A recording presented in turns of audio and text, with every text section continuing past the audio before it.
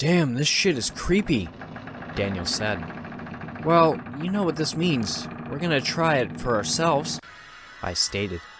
What a bad decision looking back. What a bad decision, indeed. I proceeded to download Tor. A 5-minute wait, and it was downloaded, and we were set to go. Instantly, I searched darkWeb red rooms, but nothing too bad came up.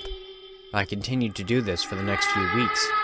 Nothing strange except gore and nude images, which was nothing compared to the terrors we heard about on YouTube. And so, I dug deeper and deeper into this hidden side of the internet.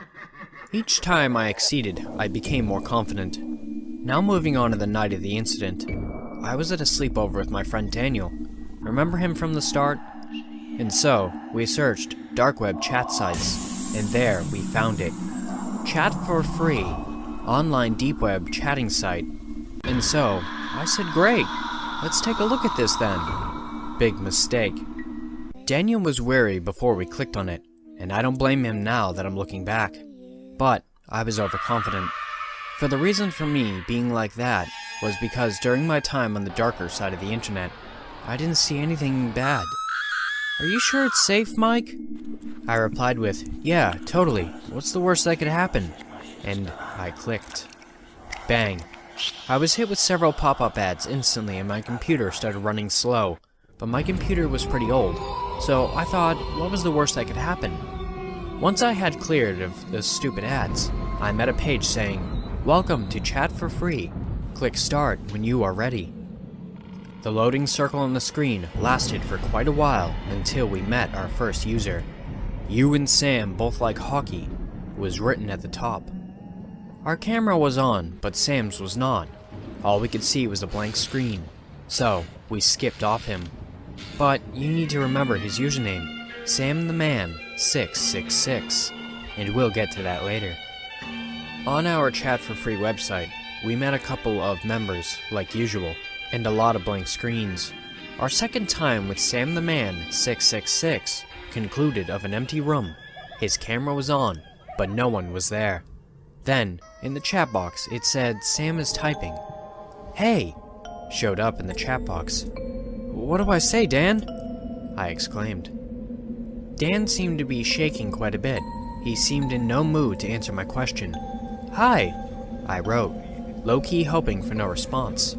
Sam is typing appeared once again. Where do you live? Sam wrote. That shook both of us, so I just clicked off the website and cleared all search history immediately. So then, we fell asleep. We both lingered awake for a while thinking about Sam and who he really was. But eventually, we both fell asleep, leaving the computer facing us, and that was a bad idea. 3:20 a.m. I woke up, and the computer was on with chat for free open, but the website screen seemed a bit darker and more unnerving. I immediately woke Daniel up. We were not frozen with fear. As I slowly get closer to the computer, I see that we are in a chat with SamTheMan666, but his facecam is, well, strange. His facecam is sitting in the chair, but it wasn't us. His cam showed both of us smiling. But I did not remember Dan smiling, nor me. A deep male voice spoke out our address. We were more paralyzed than ever, sitting and trembling in fear.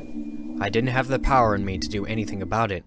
It was like a nightmare, but sadly, it wasn't. On Sam's facecam showed a shadow of a man behind us. I'd have to say about 6 feet for sure, but I can't quite remember. As the man gradually came closer behind us in his facecam, a weapon became visible. As he got closer, he raised it. As me and Dan sat smiling still, that smile was like something I've never seen before. The man swung his weapon at my neck, chopping it away. It was absolutely horrific. I felt like throwing up. The adrenaline made me spring up and snap the computer in half. I was that adrenaline filled that it broke like butter. My heart racing, I put my hand on my head in fear. Dan was pale white and still like a corpse. I proceeded to stomp on the computer until it was completely in bits, and I began crying. Do you blame me? Still to this day, I dread thinking about anything on the deep web, especially that incident. Just a reminder that this was 3 years ago, and me and Dan haven't spoken in about 6 months or so because of COVID. But we rarely talk about the incident anymore. I have no plausible explanation for what happened with the face cam and all that, but I like to forget about it now.